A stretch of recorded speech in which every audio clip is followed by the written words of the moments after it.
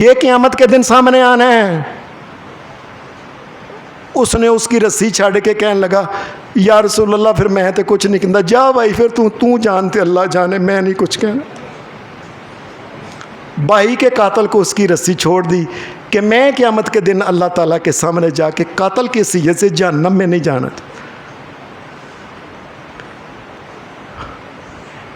سلطان صلاح الدین ایوبی جو تھا نا، یہ بڑا ایک غیرت مند حکمران تھا۔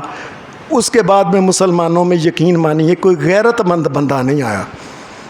جتنے بھی آئے ہیں دنیا کے کمال کھانے والے، چور چکے لٹیرے، پاکستان کے خاص ساتھ تو خاص کر کے یہ ہوا ہے کوئی مومن ایماندار نہیں آیا۔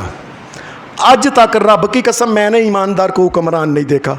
بس لٹ کے باہر لے کے جانا، لٹ کے باہر لے کے جانا، کھا پی کے، کوئی عورتاں نچان والا ہے، کوئی کام کرنے والا ہے، کوئی مال لٹن والا ہے، کوئی دھیاں نو اگے لیا والا ہے، کوئی پتراں نو اگے لیا والا ہے، کوئی کچھ کرنے والا ہے۔ سارے چور چکے عجیب قسم دے نے۔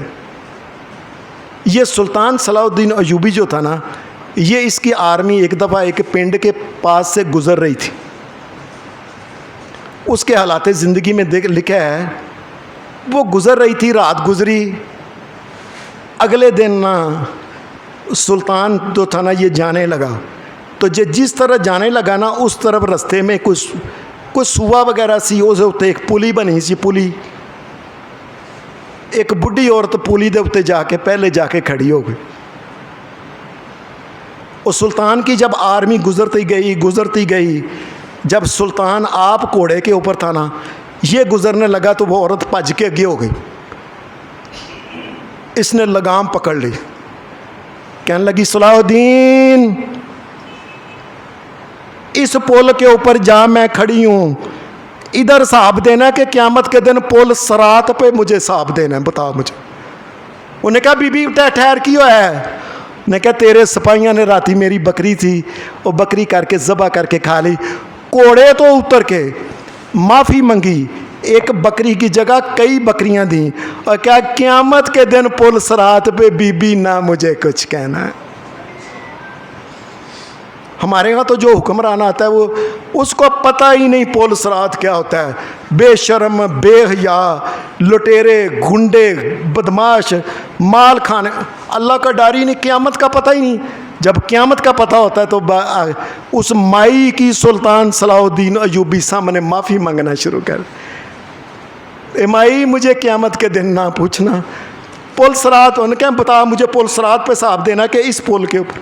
نے کہا اماں جی اتنے حساب میں معافی، راضی ہو؟ راضی کر کے پھر وہاں سے گزرنے دیا۔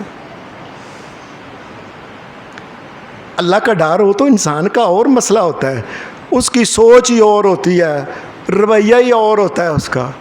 پھر یہ رویہ ہوتا ہے کہ عمر فاروق 10.5 سال حکمرانی کی تھی، اور جب کر کے تو آخری دنوں میں جب آپ کو خنجر مارے گئے، شہید کیا گیا، تو اس وقت کہنے لگے پتر عبداللہ میرے تو قرض کنا حاکم او حکمران، سارا سعودی عرب، سارا عراق، سارا ایران، افغانستان، شام، مصر، فلسطین، اتنا بڑا حکمران، اور پوچھتا پیا پتر میرے تے قرضہ کنا ہے؟ نے کہا ابا جی 86,000 درہم قرضہ ہے۔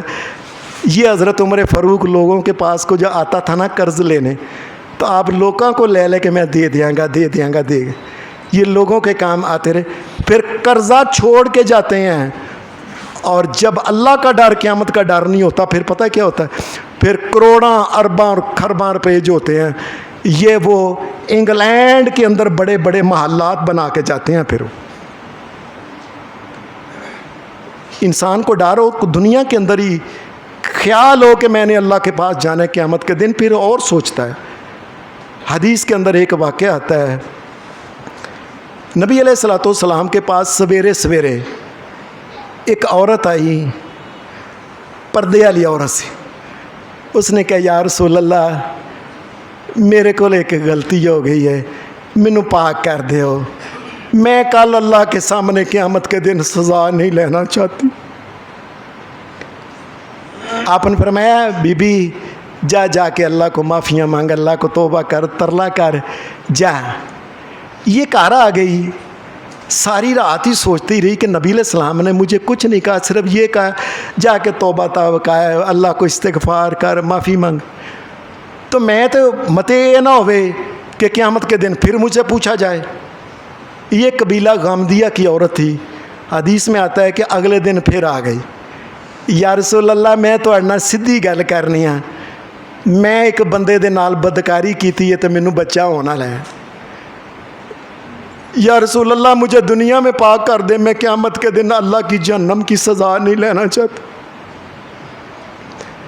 آپ نے فرمایا اچھا. آپ نے اس کا قبیلہ بلایا. جو بندہ فرمایا یہ تمہارے قبیلے کی عورت ہے، اس سے غلطی ہو گئی ہے، اس کو کچھ کہنا نا، اس کے ساتھ اچھا سلوک کرنا. جب بچہ پیدا ہو، بچی ہو بچہ ہو جو بھی، تو پھر اس کو میرے پاس لے کے آنا. حدیث میں آتا ہے کہ ایک دن ایسا ہوا کہ کچھ مہینے گزرنے کے بعد وہ عورت آئی، اس کے ہاتھ میں بچہ تھا. یا رسول اللہ بچہ پیدا ہو گیا، مینوں پاک کر دیو قیامت دے دن میں سزا نہیں لینی. پھر آ رہی بیچاری. آپ نے فرمایا بی بی یہ بچہ چھوٹا ہے، اس بچے نے ابھی دودھ پینا ہے، اس بچے کو تم دودھ پلاؤ. جب یہ دودھ چھوڑ دے گا نا، روٹی کھائے گا نا، تو تم اس طرح کرنا، پھر لینا. پھر حدیث میں آتا ہے کہ وہ عورت کچھ مہینے گزرے، وہ عورت پھر آ گئی بڑی ڈردی. یا رسول، اور اس نے وہ جو بچہ تھا نا، بچے کے ہاتھ میں روٹی کا ایک ٹکڑا اس نے پکڑا دیا. بچہ اس کو پکڑ کے کھینچتا تھا. یا رسول اللہ یہ میرا بچہ اب روٹی بھی کھاتا، مجھے پاک کرے، میں نے قیامت کے دن سزا نہیں لے، مجھے پاک کر دے یا رسول اللہ. بچے کو روٹی تکے سے پکڑا کے، اور بچہ اس میں نوچ، یا دیکھ لیں یا رسول اللہ. آپ نے ایک آدمی کو بلایا، کیا یہ بچہ ہے، اس کی پرورش تم کرنا. حکم دیا کہ اس کو تم سنگسار کر دو. حدیث میں آتا ہے جب اس کو سنگسار کیا گیا، نبی علیہ الصلوۃ والسلام نے حکم دیا، فرمایا اس کا جنازہ پڑھنا ہے، اور میں اللہ کا نبی محمد الرسول اللہ بھی اس کا جنازہ پڑھوں گا. یہ بار بار آنے والی مجھے پاک کر دو، میں قیامت کے دن اللہ کا سامنا نہیں کر سکتا. جب نبی صلی اللہ علیہ وسلم اس کا جنازہ پڑھا ہے نا، تو حضرت عمر کہنے لگے یا رسول اللہ آپ نے کس کا عورت کا جنازہ پڑھا ہے؟ جس نے زنا کیا ہے. میں عمر اس بیچاری نے اتنی پکی توبہ کی ہے، اتنا ڈر گئی ہے قیامت کے دن، اتنی پکی توبہ کی ہے، اگر مدینے کے 70 آدمیوں کو اس کی توبہ تقسیم کر دے تو اللہ سب کوئی بخش دے گا. یہ اللہ سے ڈرتی ہے، یا اللہ مجھے معاف کر دے دنیا، یا اللہ میں تیری جہنم کی سزا نہیں سکتی، تیری جہنم کی سزا نہیں سکتی. اس کو پتا تھا قیامت آنی ہے. یہ ہم جو دنیا میں زیادتیاں کرتے ہیں، بے ایمانیاں کرتے ہیں، مثلا نماز نہیں پڑھتے، رب کی قسم یہ بہت بڑی زیادتی اور ظلم ہے. یاد رکھنا، اپنی اولاد کو نہیں نہ پوچھتے اور پتر اٹھوئے جے تو اٹھی نہ تو یاد رکھیں میں انج کرنا انج کر.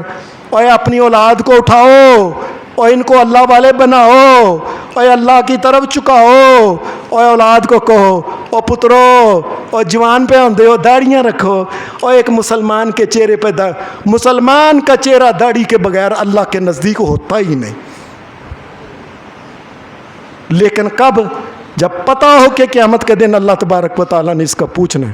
تو جب پتہ ہی نہیں قیامت کے دن کب آنی ہے، کیوں کس نے آنی ہے، تو گل مکی.